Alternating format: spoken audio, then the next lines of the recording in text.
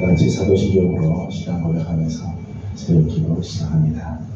나는 전능하신 아버지 하나님 천지의 창조주를 믿습니다. 나는 그의 유일하신 아들 우리 주 예수 그리스도를 믿습니다. 그는 성령으로 잉태되어 동정녀 마리아에게서 나시고 본디오 빌라도에게 고난을 받아 십자가에 못 박혀 죽으시고 장사된 지 사흘 만에 죽은 자 가운데서 다시 살아나셨으며 하늘에 오르시어 전능하신 아버지 하나님 우편에 앉아 계시다가 거기로부터 살아있는 자와 죽은 자를 심판하러 오십니다. 나는 성령을 믿으며 거룩한 공교회와 성도의 교제와 죄를 용서받는 것과 몸의 부활과 영생을 믿습니다. 아멘. 찬송가 246장 부르겠습니다. 찬송가 246장입니다. 나가는 땅 귀한 성에 들어가려고 내 무거운 짐 벗어버렸네. 죄 중에 다시 방황할 일 전혀 없으니 저 생명신의 가에 살겠네. 길이 살겠네. 나 길이 살겠네. 저 생명신의 가에 살겠네. 길이 살겠네. 나 길이 살겠네. 저 생명신의 가에 살겠네. 그 불과 구름 기둥으로 인도하시니 나가는 길이 형통하겠네. 그 요단강을 내가 지금 건넌 후에는 저 생명신의 가에 살겠네. 길이 살겠네. 나 길이 살겠네. 저 생명신의 가에 살겠네. 길이 살겠네. 나 길이 살겠네. 저 생명신의 가에 살겠네. 내 주린 영혼 만나로서 먹여주시니 그 양식 내게 생명 되겠네. 이후로 생명 양식 주와 함께 먹으며 저 생명신의 가에 살겠네. 길이 살겠네. 나 길이 살겠네. 저 생명신의 가에 살겠네. 길이 살겠네. 나 길이 살겠네. 저 생명신의 가에 살겠네. 아멘. 같이 우리 주신 하나님 말씀은 마태복음 13장입니다. 마태복음 13장 오늘은 24절에서 30절까지 함께 교독하겠습니다. 24절입니다.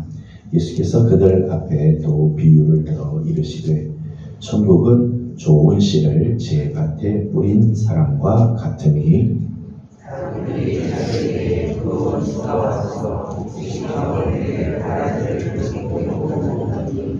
싹이 나고 결실할 때에 가라지도 보이거늘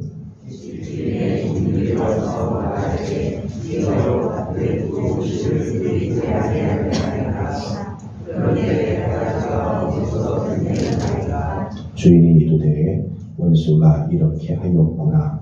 종들이 말하되 그러면 우리가 가서 이것을 뽑기를 원하시나이까?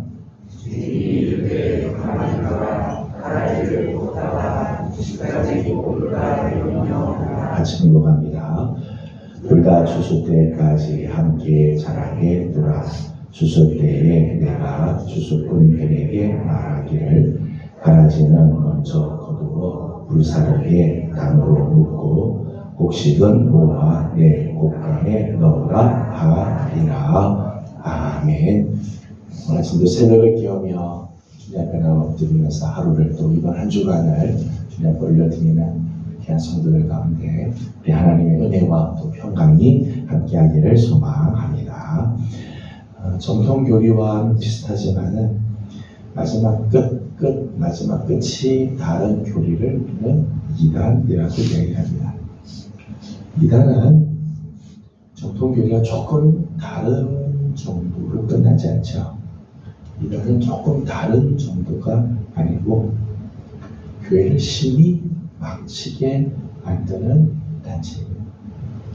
교회를 아예 뿌리째 뽑아버리는 그런 이단입니다. 그래서 이단이 한번 교회를 지나가게 되면 말할 수 없는 타격을 받게 되죠.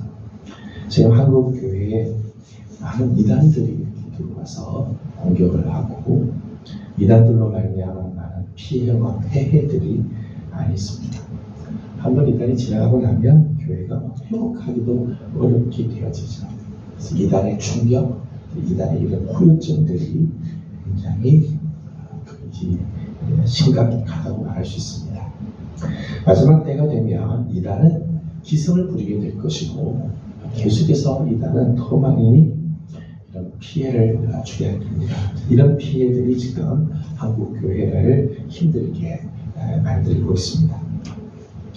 오늘 우리 본문을 보게 되면 오늘 본문은 우리가 잘 아는 가라지 비유입니다. 좋은 씨를 밭에 뿌린 주인이 있었는데 이 주인의 골칫거리가 하나 있었다는 골칫거리. 27절 말씀을 같이 읽어보겠습니다. 27절입니다. 시작. 제 주인의 종들이 와서 말하되 주여 밭에 좋은 씨를 뿌리지 아니하였나이까? 그런데 가라지가 어디서 생겼나이까? 아멘. 주인은 좋은 밭에다 좋은 씨를 뿌렸으니까 자기 밭에 좋은 씨를 뿌렸습니다. 씨 뿌리는 자의 비유와 같이 좋은 옥토에 씨를 뿌리면 30배, 60배, 100배 결실이 하게 됐어요. 좋은 땅에 좋은 씨를 준비해서 뿌렸습니다. 기대하는 바가 있죠. 30배, 60배, 100배를 기대했는데 심지도 않은 가라지가 밭에 생겼다는 거예요. 주인이 원치 않는 이런 가라지가 그 밭에 있었다는 거죠. 그 밭에 있는 이유를 25절 말씀 보니까 이렇게 돼 있어요. 25절을 같이 봅니다. 시작. 사람들이 잘 때에 그 원수가 와서 곡식 가운데 가라지를 더 뿌리고 갔더니 아멘. 사람들이 종들이 잠을 자고 있을 때에 사람들이 잘 때 이 원수가 몰래 와서 이 가라지 곡식 가운데 가라지를 더 뿌리고 갔다는 거예요. 그래서 밭에 좋은 씨를 뿌렸지만 밭에는 가라지가 같이 있게 되었다는 거예요. 가라지는 밀밭에서 흔히 볼 수 있는 독보리 종류입니다. 어릴 때는 맨 처음에 자랄 때는 이 밀과 비슷한 거죠. 밀과 비슷하게 유사하게 생겼기 때문에 잘 모르는. 처음 비슷하게 생기는 거죠. 처음 비슷하게 생겼는데 이 밀보다 뿌리가 더 강하다고 그래요. 뿌리를 깊이 내려서 오히려 밀보다 더 든든히 이 땅 속에 막 뿌리를 내리고 있어요. 이런 가라지의 모습을 보면 진짜 이단 같은 거죠. 그때는 비슷하게 시작을 하는데 마지막에 추수 때가 보면 전혀 다른 모습들이 나타나는. 오히려 땅이 더 깊이 뿌리를 내려서 땅을 차지하고 그래서 이 가라지를 뽑게 되면 땅들이 다 망가지게 되는 그런 일들이 일어나게 됩니다. 마치 이단과 아주 흡사한 모습이라는 거예요. 28절 말씀을 보게 되면 종들의 아주 성급한 결정이 나옵니다. 28절을 같이 보겠습니다. 시작. 주인이 이르되 원수가 이렇게 하였구나. 종들이 말하되 그러면 우리가 가서 그것을 뽑기를 원하시나이까. 아멘. 종들의 성급한 결정이 있죠. 우리가 가서 이것을 뽑기를 원하시니까. 종의 입장에서 생각해보면 하루라도 빨리 가라지를 뽑아 버리는 게 좋겠다. 그죠? 왜 땅도 버리지 않고 이 가라지 때문에 옆에 있는 이 곡식들이 지금 고통을 당하고 있으니까 하루라도 빨리 가라지를 뽑아버리면 속 시원할 것 같고 다른 곡식에도 해를 주지 않을 것 같다는 거죠. 그러니까 주인이 와서 제가 가서 이 가라지들을 다 뽑기를 원하십니까? 그렇게 이야기합니다. 가라지 같은 이런 이단을 제거하고 뿌리채 뽑아버리는 것이 한시가 급한 일처럼 느껴지죠. 이거 한시라도 빨리 이단을 쫓아내야 되고 뿌리채 뽑아야 된다. 이 이단 같은 존재들, 가라지 같은 존재들은 버려야 된다. 이렇게 생각을 하게 되죠. 일반적으로 그렇게 생각할 수 있어요. 그래서 마치 마녀 사냥을 하듯이 이단들을 색출하는 그런 일들을 합니다. 그래서 교회에 이단이 한번 들어오고 나면은 교회가 참 어렵죠. 놔둘 수도 없고 내보낼 수도 없고. 그래서 이단이 한번 들어오고 나면 성도들과 성도들 사이에 이런 신뢰가 막 깨지게 되죠. 저 사람 혹시 이단 아닌가? 이단에 물든 건 아닌가?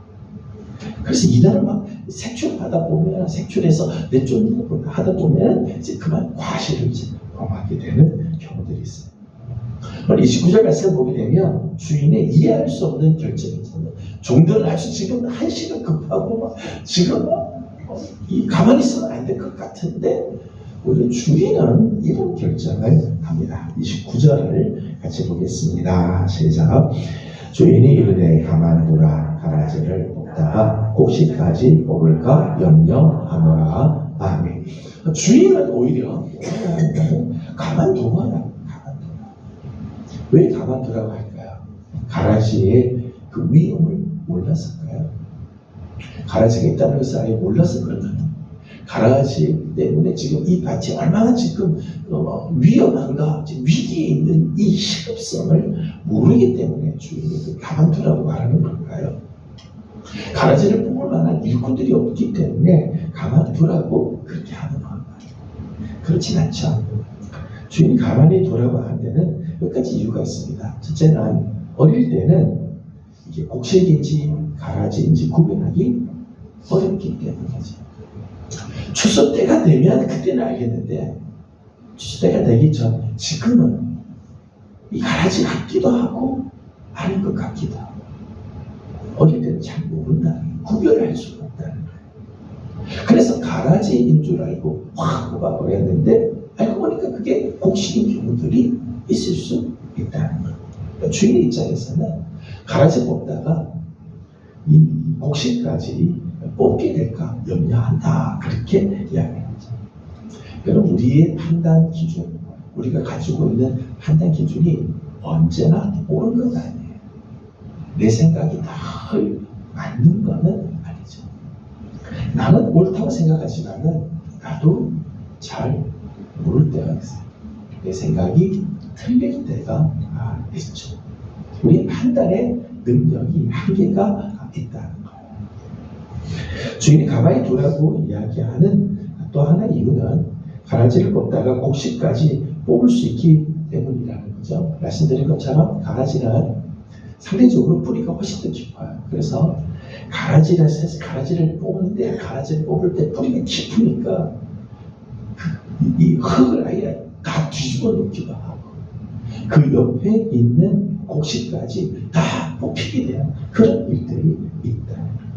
그래서 가라지를 뽑다가 그만 옆에 있는 곡식들이 뽑히게 되는 곡식들이 고통을 당하는 그런 경우들이 있다. 그래서 주인은 가만두라 그렇게 이야기를 해요. 그냥 가만둠으로 끝나느냐? 그렇지 않죠. 30절 말씀 보면 주인의 해법이 나옵니다. 30절 말씀을 같이 보겠습니다. 시작. 둘 다 추수때까지 함께 자라게 두라. 추수때에 내가 추수꾼들에게 말하기를 가라지는 먼저 거두어 불사르게 담으로 묶고 곡식은 모아 내 옷간에 넣으라 하리라. 아멘. 30절 말씀 보면 주인의 해법이 있습니다. 주인의 해법은 추수때까지 함께 자라게 두라. 추수때까지. 물론 추수때까지 가만히 놔두면 그 가라지 때문에 옆에 있는 곡식들이 제대로 자라지 못하게 되는 그런 손실도 있죠. 가라지가 양분들을 대신 빨아먹는 그런 손실들이 있습니다. 근데 그 손실들을 감수하면서 추수 때까지 함께 자라게 돼. 이게 주인의 해법이라는 거예요. 왜 추수 때까지 함께 두라고 자라게 두라고 할까요? 첫 번째는 곡식인지 가라지인지 확실하게 구분할 수 있을 때까지 기다리라. 추수 때까지 두라고 하는 것은 이것이 가라지인지 곡식인지 정확하게 구분이 될 때까지 기다려. 추수 때가 되면 확연히 드러나게 된다. 이것이 가라지인지 곡식인지 확연하게 드러나지. 그게 추수 때. 추수 때까지 기다리라는 것. 또 하나는 추수 때까지 함께 자라게 하는 것은 그만큼 곡식도 든든하게 자라서 추수 때에는 가라지 뽑을 때 이 곡식들도 뿌리가 다 내려서 든든하게 자리를 지킬 수 있기 때문이죠. 그러니까 추수 때까지 두라가는 것은 가라지를 방치해 두는 게 아니라 사실은 곡식이 제대로 자라도록 추수 때까지 그 곡식이 잘 자라도록 그렇게 두라고 하는 말씀이죠. 오늘 이 가라지의 비유, 천국을 비유하면서 이제 가라지 이야기를 하면서 몇 가지를 잠깐 생각을 하려고 합니다. 첫 번째는 가라지가 언제 이 밭에 들어오는가 하는 거예요. 종들이 잠을 자고 있을 때. 그 말씀 보게 되면 종들이 자고 있을 때 원수들이 와서 가지를 뿌리고 간다. 주님의 종들은 마지막 때가 될수록 깨어서 기도해야 돼요. 베드로전서 5장 8절 말씀 보면 근신하라, 깨어라. 너희 원수 대적 마귀가 우는 사자처럼 삼킬 자를 찾기 위해 두루 다니는데 마지막 때가 되면 우리의 대적 원수 마귀는 삼킬 자를 찾기 위해서 두루 다니면서 어떻게 하든지 한 영혼이라도 더 실족하기 위해서 어떻게 하든지 우리 마음속에 가라지를 뿌려서 자라가지 못하도록 우리 심령이 막 쑥대같이 돼버려서 곡식들이 자라지 못하고 아무리 씨를 뿌려도 씨가 자라지 못하도록 막 가라지로 쫙 뿌리려고 한다는 삼킬자를 찾기 위해 두루 다니며 삼킬자를 찾는 마귀를 그러기에 근신하라 깨어있어요. 여러분 우리가 영적으로 잠을 자면요 누가 제일 좋아하는가요? 마귀가 제일 좋아해요. 기도하지 않고 기도의 자리에 오지 않으면 누가 좋아하는가면 마귀가 좋아하는 거잖아요. 마귀는 우리 잠자고 있을 때 언제든 찾아와서 가라지를 뿌려놓고 쏙대밭을 만들어 놓고 하나님의 그 은총을 경험하지 못하게 만든다. 마지막 때가 되면 될수록 그 성도들은 영적으로 깨어서 근신하며 늘 기도하는 삶을 살아야 한다는 것. 두 번째는 종들의 일과 추수꾼의 일이 다르다는 것. 오늘 본문을 보게 되면 주인이 있고 주인 밑에는 종들이 있어요. 또 30절 말씀 보면 추수꾼이 있어요. 추수꾼. 그러니까 종들과 추수꾼의 일이 다르다는 거예요. 추수꾼은 추수 때 알곡을 골라서 곡간에 넣어두고 가라지는 거두어서 불사르는 일을 해요. 추수꾼의 역할이에요. 추수꾼은 마지막 추수할 때 가라지를 다 모아가지고 불에다가 던져서 다 살려버리고 그리고 알곡은 다 거두어서 곡간에다가 넣어두는 일. 이게 추수꾼이 할 일이에요. 추수꾼. 마지막 심판에 대한 말씀이죠. 마지막 영적 심판의 일을 감당하는 사역을 하는 게 추수꾼이죠. 일꾼은 뭐 하는 사람들이냐면, 일꾼은 가라지를 뽑는 사람들이 아니고요. 일꾼은 곡식이 뿌리를 잘 내리도록, 곡식이 잘 내리도록 건강하게 자라게 하는 일은 일꾼이 해야 하는 일이에요. 일꾼의 역할. 가라지를 뽑는 일은 추수꾼이 마지막 추수꾼이 할 일이고, 그럼 일꾼은 뭐 하는가 하면, 일꾼은 가라지가 비록 심어져 있지만은 곡식이 뿌리를 더 잘 내리도록, 곡식이 더 실하게 자라도록, 곡식이 잘 자라도록 도와주는 거죠. 그 북돋아 주고 곡식이 잘 자라도록 옆에서 막 해주는 일들을. 제가 미국에 갔더니 미국 사람들이 좋아하는 것 중에 하나는 잔디를 까는 게 좋아해요. 그래서 잔디가 여기저기 많이 있어요. 자기 집 앞에도 잔디를 깔아서 굉장히 좋아하고. 근데 봄이 되면 잔디밭에 아주 골칫거리가 하나 있어요. 정말 골칫거리. 가라지가 아니고 민들레예요. 제가 맨 처음에 갔더니 잔디배에 노란 민들레가 피니까 너무 예쁜 거예요. 그래서 와, 노란 꽃이 피고 여기저기 막 노란 꽃이 펴서 예쁘다고 그랬더니 그 주인들은요, 골칫거리. 민들레가 뿌리를 내리면 옆에 있는 잔디들이 다 죽는다. 그래서 하여튼 민들레가 나오면 그 잔디 주인은 굉장히 골치를 알아요. 그래서 민들레를 뽑는 거죠. 민들레 박멸 작전을 하는데, 민들레를 박멸하는 작전이 세 가지가 있다고 해요. 하나는 호비를 가지고 파는 거예요. 민들레 뿌리가 쭉 내려가면 깊이 파가지고, 그래서 아예 실에지 뿌리채 뽑아버리는 거죠. 뽑아서 민들레를 다 굴러서지 하죠. 근데 호미질을 하고 나면 뭐가 문제인가 하면, 잔디가 구멍이 중간중간 구멍이 뻥뻥 뚫린다. 그래서 그 민들레 파버린 그 자리는 흉측한 그 상처들이 남는다. 그런 방법 좋지 않다. 또 하나 방법은, 두 번째는 제초제를 뿌리는. 민들레 죽이는 약이 따로 있다. 그 제초제를 뿌리는. 그러면 민들레가 다 죽는 거죠. 다 죽는. 근데 민들레만 죽지 않는데요. 민들레만 죽지 않고, 민들레가 더 멀어서 그 옆에 있는 풀들도 시달시달해지고 제대로 자라가지 못한다는 거. 제초제를 뿌리면 쉬고 가지만 그 잔디들이 다 또 이렇게 상하게 된다는 거. 마지막 세 번째 방법이 있어요. 세 번째 방법은 뭔가 하면, 잔디가 잘 자라는 영양분을 준다는 거예요. 민들레한테 영양도 안 되고 잔디만 영양을 주는 그런 이 농약들이, 이런 비료들이 있대요. 그래서 이 잔디가 깊이 내리고 잔디가 잘 자라고 잔디가 막 건강하면 그런 데는 민들레가 살아남지 못한다는 거예요. 그래서 민들레를 박멸하는 작전은 호미질을 해서 팔 수도 있고 제초제를 뿌려서 민들레를 죽일 수도 있지만, 그렇게 하면 상처들이 잔디밭에 나기 때문에 오히려 잔디를 잘 자라게, 잔디가 강하게, 잔디가 뿌리를 잘 내리도록 좋은 비료를 주고, 그리고 잘 자라도록 옆에서 이렇게 도와주고, 그렇게 한다.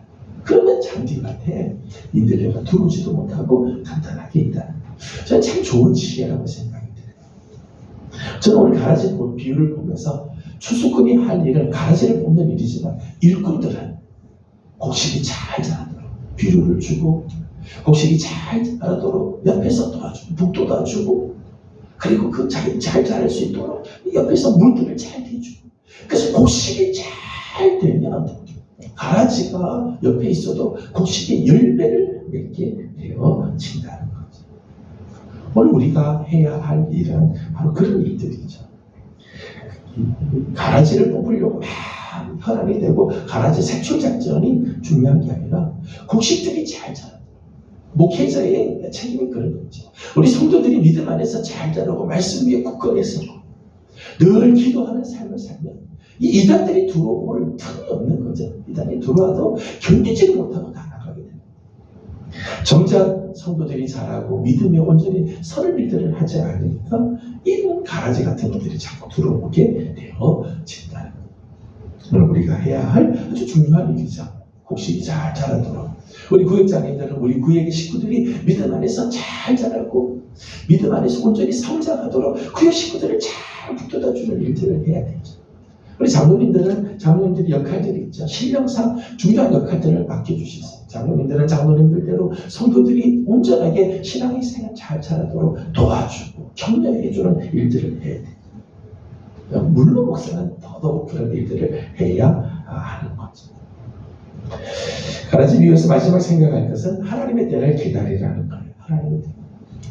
하나님의 때가 있죠. 추수할 때가 있어요. 추수할 때가. 하나님께서 추수할 때가 있어요. 종들은 자기 시간표에 따라서 지금 해야 될 것 같지만은 한시가 급하다고 생각하지만 아니죠. 하나님에게는 하나님의 시간표가 있어요. 하나님께서 심판하시고 추수할 때가 있다는 거죠. 내 시간표가 아니라 하나님의 시간표대로 움직여야 한다는 거예요. 지금 한국교회는 이단 때문에 많이 힘들어합니다. 많이 힘들어하고 이단의 위기는 정말 많이 있습니다.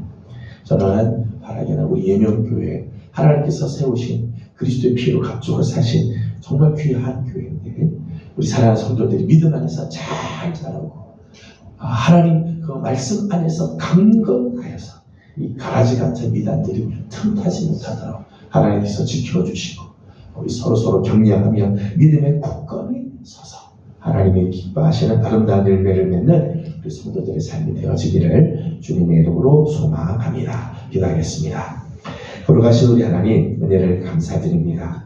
어제 거룩한 주일 우리 하나님께 나와 예배하게 하여 주시고 오늘도 월요일 아침을 맞아 세상을 향하여 나가기 전에 먼저 첫 시간을 주님께 올려드리며 하루를 시작하고 한 주간을 엽니다.